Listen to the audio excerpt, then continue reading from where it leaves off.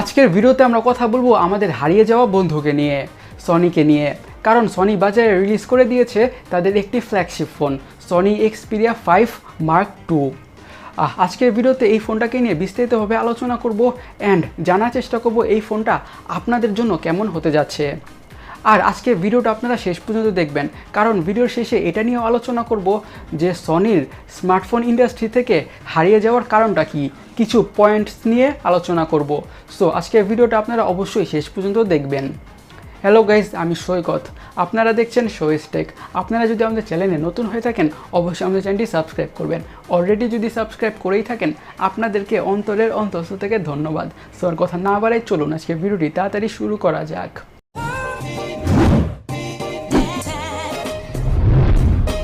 প্রথমেই আমরা Xperia 5 Mark II এর ডিজাইন এবং বিল্ড কোয়ালিটি নিয়ে কথা বলি। এই ডিভাইসটা হচ্ছে totally glass sandwich slab with সাইডে অ্যালুমিনিয়াম ফ্রেম। ফ্রন্টেও থাকছে গোরিলা গ্লাস 6 এর প্রোটেকশন এবং ব্যাকেও থাকছে গোরিলা গ্লাস 6 এর প্রোটেকশন। ডিভাইসটা দেখতে কিন্তু খুবই প্রিমিয়াম লাগে, এটা তো বলতেই হয়। সনি ফোনটার ডান দিকে সব কিছু দিয়ে দিছে, volume up and down button, fingerprint scanner, assistant কি আর ক্যামেরা শাটার। উপরে থাকছে 3.5mm ইয়ারফোন জ্যাক পোর্ট, নিচে থাকছে USB-C চার্জিং পোর্ট এবং স্পিকার গ্রিলস। ডিসপ্লেতে থাকছে 6.1 ইঞ্চের 2K OLED ডিসপ্লে উইথ 120 হার্জের রিফ্রেশ রেট এবং এই ডিসপ্লেটা 16 মিলিয়ন কালার সাপোর্টেড। বলা যেতে পারে এই ডিসপ্লেটা হচ্ছে বেস্ট ইন ক্লাস। আপনারা এই ডিসপ্লেতে যে কোনো কন্টেন্ট দেখে মারাত্মকভাবে এনজয় করতে পারবেন। আর 120 হার্জ রিফ্রেশ রেট হওয়ার কারণে ডিসপ্লেটার স্ক্রোলিং হবে খুবই স্মুথ। কিন্তু ডিসপ্লেটার উপরে আর নিচে থাকছে কিছু বেজেলস, যেটা 2020 সালের এই সময়ে এসে এক্সপেক্টেড না। অ্যান্ড এই ফোনটা IP65 ডাস্ট আর IP68 water resistant up to 1.5 metre for 30 minutes. সফটওয়্যারের কথা বলে সফটওয়্যারে থাকছে এক্সপিরিয়া নিজস্ব UI on top of Android 10। এই ইউআইটা মোটামুটি ফাস্ট আর রেসপন্সিভই। র্যাম এবং স্টোরেজের কথা বললে থাকছে 8GB র্যাম 128GB স্টোরেজ আর 8GB র্যাম 256GB স্টোরেজ। আর স্টোরেজ স্পিড হচ্ছে UFS 3.0।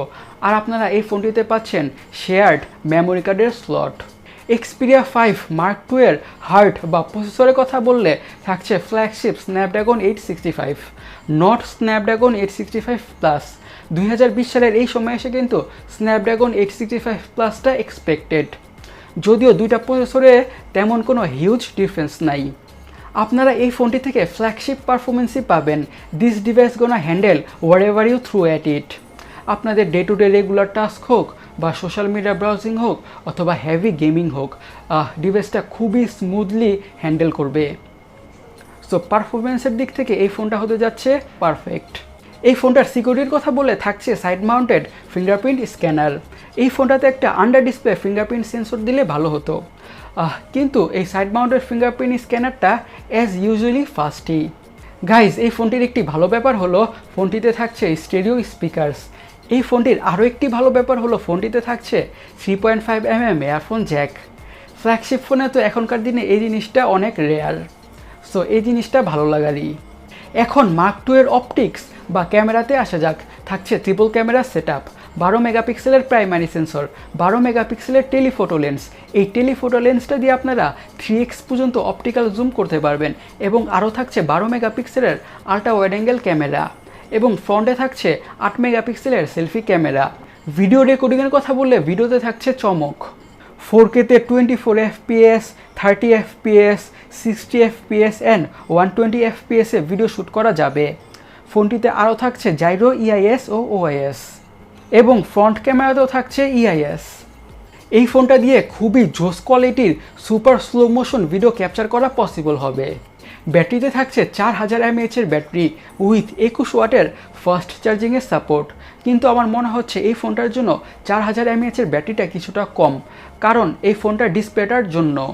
এই ফোনটার কালার ভেরিয়েন্টসের কথা বলে এই ফোনটা আপনারা 4টি কালারে পেয়ে যাবেন, ব্ল্যাক, ব্লু, গ্রে আর পিঙ্ক। এখন এই ফোনটার প্রাইজিংয়ে আসা যাক। ফোনটার প্রাইস রাখা হয়েছে 70,000 ইন্ডিয়ান রুপি। প্রাইস রেঞ্জ হিসাবে কিন্তু ফোনটা অনেক ভালো কিছুই অফার করছে, কিন্তু ফ্যাক্ট হলো ফোনটা তেমন একটা সেল হবে না।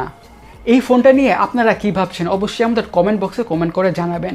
অ্যান্ড আপনারা এই ফোনটা কেনার ক্ষেত্রে ইন্টারেস্টেড নাকি এটাও আমাদের কমেন্ট বক্সে কমেন্ট করে জানাবেন। আচ্ছা, সনির স্মার্টফোন ইন্ডাস্ট্রি থেকে হারিয়ে যাওয়ার মূল কারণ হলো তিনটা। এক হলো তাদের ফোনের মার্কেটিং, এক হলো তাদের ফোনের ডিজাইন, আর এক হলো তাদের ফোনের নেমিং। এই ব্যাপারগুলো নিয়ে পরে একটা ভিডিওতে বিস্তারিতভাবে আলোচনা করব। আজকের ভিডিওটা এই পর্যন্তই। এই ভিডিওটা যদি আপনাদের ভালো লেগে থাকে অবশ্যই ভিডিওতে একটি লাইক দিবেন। যদি ভালো না লেগে থাকে অবশ্যই আমাদের কমেন্ট বক্সে কমেন্ট করে জানাবেন কেন আমাদের ভিডিওটা আপনাদের ভালো লাগে নাই। আপনাদের সাথে পরের কোনো ইন্টারেস্টিং টেক রিলেটেড ভিডিওতে কথা হবে। আপনারা সবাই ভালো থাকুন, সুস্থ থাকুন। আল্লাহ হাফেজ।